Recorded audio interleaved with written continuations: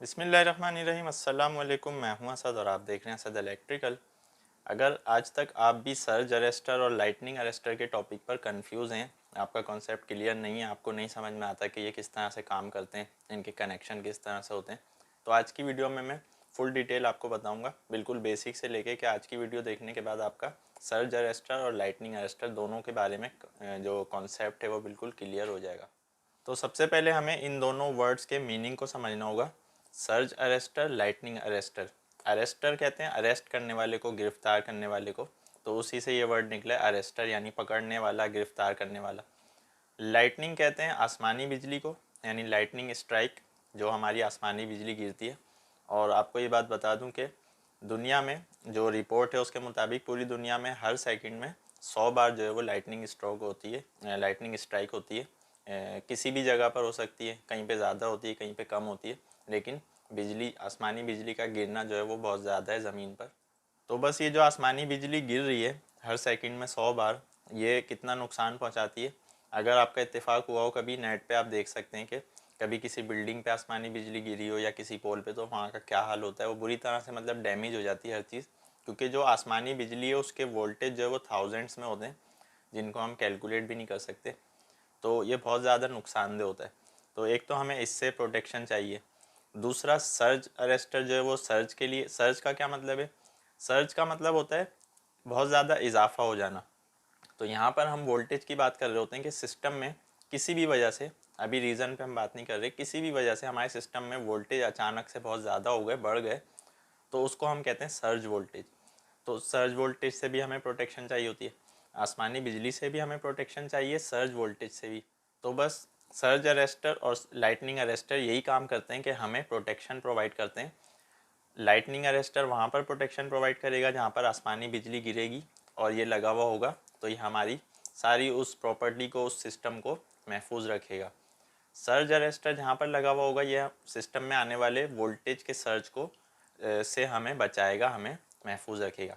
यहाँ पर जो अरेस्टर का वर्ड है उसका मतलब ये नहीं है कि ये अपने अंदर एब्जॉर्ब कर लेते हैं, मसलन लाइटनिंग अरेस्टर है तो वो लाइटनिंग को अपने अंदर एब्जॉर्ब कर लेगा, ऐसा नहीं है, बल्कि वो उसका रुख मोड़ देता है, सिर्फ इसका ये काम होता है। तो अब हम दोनों को वन बाय वन देखते हैं।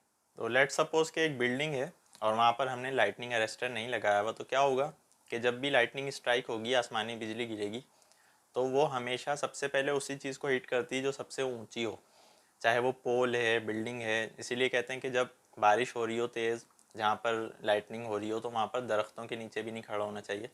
तो लाइटनिंग हमेशा ऊंची चीज़ पे गिरेगी सबसे पहले। तो अगर बिल्डिंग पर लाइटनिंग प्रोटेक्शन के लिए हमने लाइटनिंग अरेस्टर नहीं लगाया हुआ, तो वो बिजली उस बिल्डिंग पर अगर गिरी तो वो बुरी तरह से उसको डैमेज कर देती है। अच्छा, अगर हमने लाइटनिंग अरेस्टर लगाया हुआ है तो क्या होगा, अब जो थाउजेंड्स ऑफ वोल्टेज लाइटनिंग में आ रहे हैं वो हमारे लाइटनिंग अरेस्टर पे आएंगे, और लाइटनिंग अरेस्टर का काम ये होगा कि उन थाउजेंड्स ऑफ वोल्टेज को, जो हमारी सारी चीज़ों को डैमेज कर सकते हैं, उनको सीधा ग्राउंड में मुंतकिल कर दिया जाए। तो लाइटनिंग अरेस्टर का जो कनेक्शन है वो सिर्फ और सिर्फ ग्राउंड से होता है और किसी चीज़ से नहीं होता। यानी आप देख सकते हैं पिक्चर्स में कि लाइटनिंग अरेस्टर बिल्डिंग के बिल्कुल ऊपर वाली साइड पर, टॉप पर लगा हुआ है। आसमानी बिजली अगर गिरी तो वो सीधा लाइटनिंग अरेस्टर पे आएगी, क्योंकि ये सबसे पहले उसको मिलेगा। उसके बाद ये क्या करेगा, ये उन हाई वोल्टेज को जो आसमानी बिजली की सूरत में आ रहे हैं, इसका कनेक्शन ग्राउंड से हुआ हुआ है, यानी ग्राउंड वायर के ज़रिए ये ग्राउंडेड है, तो वो वोल्टेज सारे ज़मीन में मुंतकिल हो जाएंगे, हमारा जो पूरा सिस्टम है वो सेव रहेगा। तो लाइटनिंग अरेस्टर कहाँ लगेगा, हमेशा ऊंची चीज़ पे, चाहे वो बिल्डिंग है, टावर्स है, इनमें लाइटनिंग अरेस्टर सबसे ऊपर हमें नज़र आते हैं। ये घरों में भी लगाए जा सकते हैं प्रोटेक्शन के लिए। तो इसका फेज़ या न्यूट्रल के साथ कोई कनेक्शन नहीं है, सिर्फ और सिर्फ ग्राउंड के साथ कनेक्शन है, और ये उसी वक्त प्रोटेक्शन प्रोवाइड करेगा जब लाइटनिंग स्ट्राइक होगी। नॉर्मल कंडीशन में ये कुछ भी नहीं करेगा। तो लाइटनिंग अरेस्टर अगर आपको क्लियर हो गया, तो अब हम सर्ज अरेस्टर पे आ जाते हैं। सर्ज अरेस्टर क्या करता है, अब सर्ज वोल्टेज आने के पीछे बहुत सारी रीजंस होती हैं, उनमें से एक रीज़न लाइटनिंग भी है, यानी आसमानी बिजली की वजह से भी हमारे सिस्टम में वोल्टेज का इजाफा हो जाता है। इसके अलावा स्विचिंग के दौरान, इसके अलावा जनरेटर में फेलियर हो जाए, पावर स्टेशन में कोई फेलियर हो जाए जिसकी वजह से वोल्टेज अचानक बढ़ जाए, ट्रांसफार्मर में कोई मसला हो जाए, तो उसकी कोई भी रीज़न हो सकती है, तो हमारे सिस्टम में वोल्टेज का अचानक बढ़ जाना। तो इससे अगर हमें प्रोटेक्शन चाहिए तो उसके लिए हम सर्ज अरेस्टर लगाते हैं, और सर्ज अरेस्टर हमेशा फेज़ के साथ कनेक्ट होता है, यानी एक एंड उसका फेज़ के साथ होगा और दूसरा ग्राउंड के साथ होगा। मसलन ये हमारा सर्किट ब्रेकर है, जनरेटर से सप्लाई जा रही है लोड की तरफ, यहाँ पर सर्ज अरेस्टर नहीं लगा हुआ। अब अगर हमें सर्ज अरेस्टर लगाना हो, ये 3 फेज़ जा रहे हैं तो हम 3 फेज़ का सर्ज अरेस्टर यहाँ पर लगाएंगे, तो वो इसके पैरेलल में इस तरह से लगेगा जैसे आप देख रहे हैं। तो बस तीनों फेजेस आके सर्ज अरेस्टर में कनेक्ट हो जाएंगे, सर्ज अरेस्टर जो है वो दूसरी साइड से ग्राउंड के साथ कनेक्ट हो जाएगा। अब होगा क्या कि किसी भी वजह से हमारे वोल्टेज में इजाफा होता है, तो जाहिर है वो फेजेस में ही होगा, चूँकि फेज़ में ही वोल्टेज होते हैं। तो बस वो फेज़ के जो वोल्टेज होंगे, इजाफी वोल्टेज, सर्ज अरेस्टर उनको ग्राउंड में मुंतकिल कर देगा, हमारे सिस्टम को इजाफी वोल्टेज से प्रोटेक्शन प्रोवाइड करेगा। तो सर्ज अरेस्टर भी अपने अंदर कोई एब्जॉर्ब नहीं कर रहा वोल्टेज या किसी चीज़ को, वो सिर्फ और सिर्फ मुंतकिल कर रहा है इजाफी शुदा वोल्टेज। चूँकि सर्ज अरेस्टर जो है वो वोल्टेज के हिसाब से डिफरेंट होते हैं, इनकी शेप भी डिफरेंट होती है, इनकी लो वोल्टेज का अलग होगा, हाई वोल्टेज का अलग होगा। ट्रांसफार्मर के साथ अक्सर सर्ज अरेस्टर लगे हुए होते हैं, इसी तरह हमारे कंट्रोल पैनल्स में लगे हुए होते हैं। तो सर्ज अरेस्टर हमेशा फेज़ के साथ पैरेलल में लगा हुआ होगा और दूसरा एंड उसका ग्राउंड के साथ कनेक्ट होगा। किसी भी वजह से सिस्टम में वोल्टेज अचानक बढ़ गए तो जितने वोल्टेज सिस्टम को रिक्वायर्ड है नॉर्मल, वो हमारे सिस्टम को मिलते रहेंगे, इजाफी शुदा वोल्टेज ग्राउंड में मुंतकिल हो जाएंगे यानी ज़मीन में चले जाएंगे सर्ज अरेस्टर के ज़रिए से। तो बस सर्ज अरेस्टर में और लाइटनिंग अरेस्टर में बेसिक डिफरेंस ये होता है। तो इसकी जो लोकेशन होगी वो भी डिफरेंट होगी। मसलन लाइटनिंग अरेस्टर सबसे ऊपर लगाया जाएगा टॉप पे, लेकिन सर्ज अरेस्टर हमेशा कंट्रोल पैनल्स वाली साइड पर होगा, जहाँ पर भी हमारे ब्रेकर्स हैं उस तरफ होगा।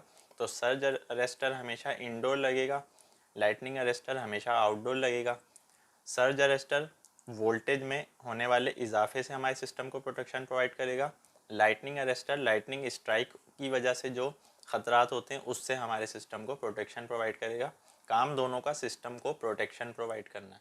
इन शॉर्ट हम कह सकते हैं कि सर्ज अरेस्टर या लाइटनिंग अरेस्टर बाईपास का काम कर रहे होते हैं। इजाफी शुदा वोल्टेज चाहे वो लाइटनिंग की वजह से हैं, किसी और वजह से हैं, वो सारे ज़मीन में मुंतकिल कर रहे होते हैं हमारे सिस्टम को, हमारे होल सिस्टम को वो प्रोटेक्शन प्रोवाइड कर रहे होते हैं। तो बस वो हाई वोल्टेज को बाईपास का काम करते हैं। तो उम्मीद है आज की वीडियो में आपका सर्ज अरेस्टर और लाइटनिंग अरेस्टर दोनों के हवाले से कॉन्सेप्ट क्लियर हो गया होगा। फिर भी मज़ीद आपको कोई डिटेल चाहिए इसके हवाले से तो आप कमेंट में पूछ सकते हैं। इंशाल्लाह नेक्स्ट वीडियो में नए टॉपिक के साथ आएंगे। जब तक के लिए इजाज़त दीजिए, अल्लाह हाफिज़।